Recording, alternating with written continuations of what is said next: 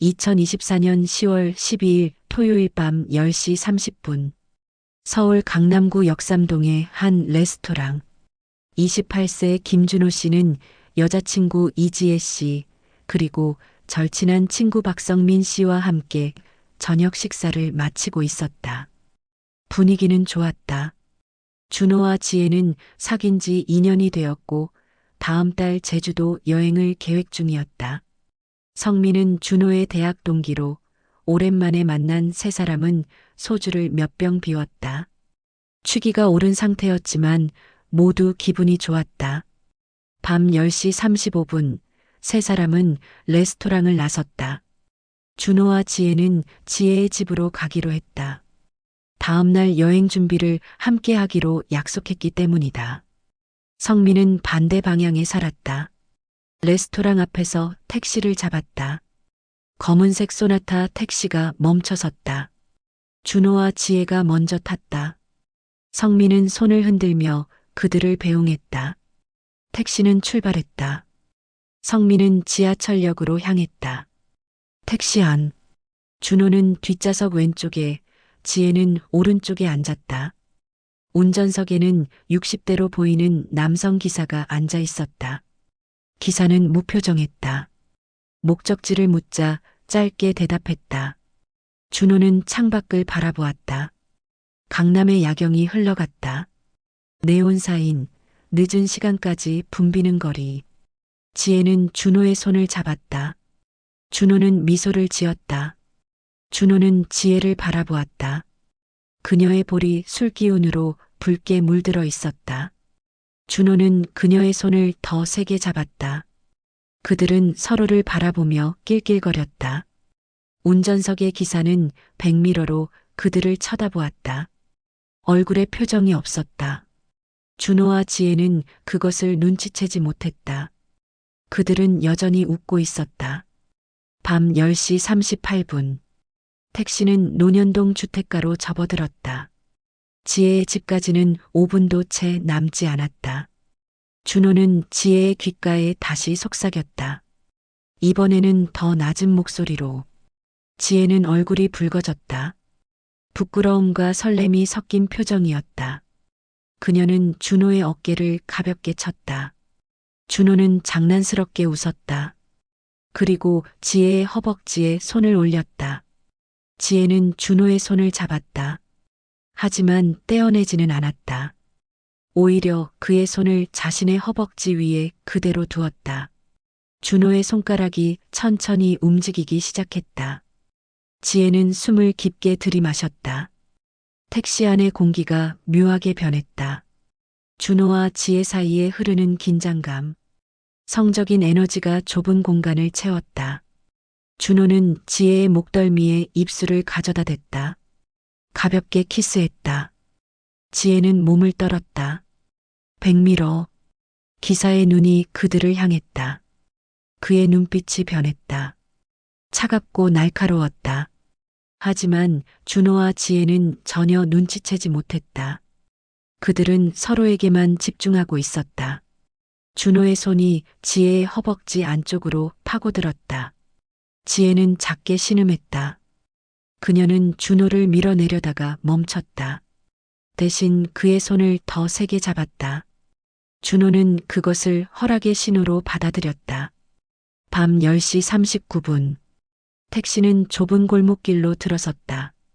가로등이 드문드문 있었다. 어두웠다. 준호의 손이 지혜의 치마 속으로 들어갔다. 지혜는 눈을 감았다. 그녀의 입술이 벌어졌다. 준호는 지혜의 귀에 속삭였다. 음란한 말들이었다. 지혜는 얼굴을 붉혔다. 하지만 거부하지 않았다. 오히려 그녀는 준호에게 더 가까이 몸을 기울였다. 그들의 입술이 맞닿았다. 키스는 격렬했다. 준호의 혀가 지혜의 입안으로 파고들었다. 지혜는 그것을 빨아들였다. 그들의 숨소리가 거칠어졌다. 택시 안에 촉촉한 소리가 울려 퍼졌다. 운전석? 기사의 손이 핸들을 세게 움켜쥐었다. 그의 손등에 핏줄이 붉어졌다. 턱의 근육이 경직되었다. 그는 백미러를 다시 쳐다보았다. 준호와 지혜는 여전히 키스하고 있었다. 기사의 호흡이 거칠어졌다. 그의 얼굴이 일그러졌다. 분노였다. 아니, 그것보다 더 깊은 감정이었다. 혐오, 경멸, 그리고 무언가 더. 밤 10시 40분. 택시는 지혜의 집 앞 골목에 도착했다. 준호는 지혜와의 키스를 멈추지 않았다. 그의 손은 여전히 그녀의 치마 속에 있었다. 지혜는 작은 신음을 흘렸다. 기사가 급정거했다. 택시가 덜컹거렸다. 준호와 지혜는 깜짝 놀라 떨어졌다. 준호는 창밖을 보았다. 도착했다. 그는 지갑을 꺼냈다. 기사는 말이 없었다. 그저 앞을 응시하고 있었다. 준호는 카드를 꺼내 단말기에 갖다 댔다. 결제가 완료되었다. 지혜가 문을 열려고 손잡이를 잡았다. 그때 기사가 입을 열었다. 목소리는 낮고 떨렸다. 그는 준호와 지혜를 향해 무언가를 중얼거렸다. 준호는 제대로 듣지 못했다. 하지만 기사의 말투에서 뭔가 이상함을 느꼈다. 지혜는 택시에서 내렸다. 준호도 뒤따랐다. 그들은 택시 문을 닫았다. 하지만 택시는 출발하지 않았다. 엔진 소리만 낮게 울렸다. 준호는 지혜의 손을 잡고 골목 안쪽으로 걸어갔다. 몇 걸음 가지 않아 지혜가 멈춰섰다. 그녀는 뒤를 돌아보았다. 택시가 여전히 그 자리에 서 있었다. 기사가 택시에서 내렸다. 천천히, 마치 결심한 사람처럼. 그는 트렁크로 걸어갔다. 트렁크를 열었다. 그리고 안에서 무언가를 꺼냈다. 낚시 가방이었다. 검은색 청가방. 기사는 가방의 지퍼를 열었다. 그리고 안에서 무언가를 꺼냈다. 칼이었다. 길고 날카로운 칼. 준호는 그 모습을 보았다. 순간 온몸이 얼어붙었다. 지혜도 칼을 보았다. 그녀는 비명을 지르려 했다. 하지만 목소리가 나오지 않았다. 기사는 칼을 들고 그들을 향해 걸어왔다. 빠르지도 느리지도 않은 걸음이었다. 기계적이었다. 그의 얼굴에는 여전히 표정이 없었다. 하지만 눈빛은 달랐다. 사리가 가득했다. 준호는 본능적으로 지혜를 자신의 뒤로 밀었다. 그리고 기사를 마주했다. 준호는 손을 들어 제지했다. 하지만 기사는 멈추지 않았다. 기사가 칼을 휘둘렀다. 준호는 피했다. 칼날이 그의 팔을 스쳤다. 옷이 찢어졌다. 피가 흘렀다. 준호는 비명을 질렀다. 지혜는 울부짖었다. 그녀는 휴대폰을 꺼내 이리리에 전화를 걸었다. 손이 떨려 제대로 누르지 못했다. 기사는 다시 칼을 휘둘렀다. 이번에는 준호의 가슴을 향했다.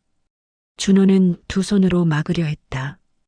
칼날이 그의 손바닥을 베었다. 피가 뿜어져 나왔다. 준호는 비틀거렸다. 기사는 멈추지 않았다. 세 번째, 네 번째, 다섯 번째. 칼이 준호의 몸을 계속 찔렀다. 어깨, 옆구리, 허벅지. 피가 사방으로 튀었다. 준호는 바닥에 쓰러졌다. 그의 몸에서 피가 쏟아져 나왔다. 하얀 셔츠는 빨갛게 물들었다. 아스팔트 위에 피둥덩이가 생겼다. 지혜는 울면서 소리쳤다. 기사는 그제야 멈췄다. 그는 칼을 들고 지혜를 바라보았다. 지혜는 온몸이 얼어붙었다. 그녀는 기사의 눈을 마주쳤다. 그 눈에는 광기가 있었다. 하지만 동시에 묘한 만족감도 있었다. 마치 오랫동안 참아왔던 무언가를 해소한 듯한 표정이었다. 기사는 천천히 고개를 저었다. 그리고 택시로 돌아갔다. 택시는 출발했다. 급하지 않게, 마치 아무 일도 없었던 것처럼. 기사는 백미러를 통해 쓰러진 준호를 마지막으로 바라보았다. 그리고 골목을 빠져나갔다. 지혜는 준호에게 달려갔다. 그의 몸을 흔들었다. 준호는 눈을 뜨고 있었다. 하지만 초점이 없었다. 그의 입술이 파르르 떨렸다. 무언가 말하려는 듯했다. 하지만 소리는 나오지 않았다. 피는 계속 흘렀다. 지혜는 손으로 상처를 막으려 했다. 하지만 소용없었다. 피가 그녀의 손가락 사이로 빠져나갔다. 지혜는 울부짖었다. 구급차가 도착한 것은 10분 후였다. 구급대원들은 준호의 상태를 확인했다. 그들의 얼굴이 굳어졌다. 너무 많은 피를 흘렸다. 맥박이 약했다. 호흡이 불규칙했다. 준호는 들것에 실렸다. 구급차가 출발했다. 사이렌이 밤 거리를 갈랐다. 지혜는 구급차 안에서 준호의 손을 잡았다. 그의 손은 차가웠다. 병원 응급실. 의료진이 달려들었다. 준호의 옷을 가위로 잘랐다. 상처가 드러났다. 총 12군데였다. 가슴, 복부, 팔, 다리. 어디 하나 성한 곳이 없었다. 가장 깊은 상처는 복부 옆구리였다. 칼이 15cm 깊이로 들어가 있었다. 장기 손상이 의심되었다. 대수술이 필요했다. 수술실 문이 닫혔다. 빨간 불이 켜졌다. 지혜는 복도에 주저앉았다. 그녀의 손과 옷은 여전히 피로 얼룩져 있었다. 그녀는 떨리는 손으로 휴대폰을 꺼냈다. 준호의 부모님께 전화를 걸었다. 수술은 9시간 동안 계속되었다. 의사가 나왔다. 그는 지친 표정이었다. 준호는 살았다. 하지만 상태는 위중했다. 왼쪽 폐가 손상되었다. 신장도 다쳤다. 팔의 신경이 끊어졌다. 평생 장애를 안고 살아야 할 수도 있다는 말이었다. 지혜는 그 자리에서 무너졌다. 기사는 현장에서 도주했지만 이틀 후 체포되었다. 경찰 조사에서 그는 담담하게 말했다. 그는 택시 기사 경력 15년 차였다. 평범한 사람이었다. 정가도 없었다. 하지만 그에게는 깊은 상처가 있었다. 3년 전 그의 딸이 성폭행을 당했다. 가해자는 20대 남성이었다. 술에 취한 상태였다. 딸은 자살을 시도했다. 다행히 목숨은 건졌지만 정신과 치료를 받고 있었다. 기사는 그날 이후 변했다. 젊은 커플을 볼 때마다 분노가 치밀어 올랐다. 특히 택시 안에서 애정행각을 벌이는 커플들을. 그날 밤 준호와 지혜를 본 순간 그는 이성을 잃었다. 그들이 택시 안에서 나누던 친밀한 행동, 속삭임, 키스, 그리고 그 이상의 것들. 기사에게 그것은 자신의 딸을 짓밟은 남자의 모습이었다. 그는 칼을 준비해 두었다. 낚시용이라고 했지만 거짓말이었다. 그는 이미 몇 달 전부터 복수를 계획하고 있었다. 대상은 아무나 상관없었다. 젊은 커플이면 충분했다. 기사는 살인미수로 징역 15년을 선고받았다. 하지만 준호와 지혜의 상처는 15년으로 치유되지 않는다. 그들은 평생 그날 밤을 기억하며 살아갈 것이다.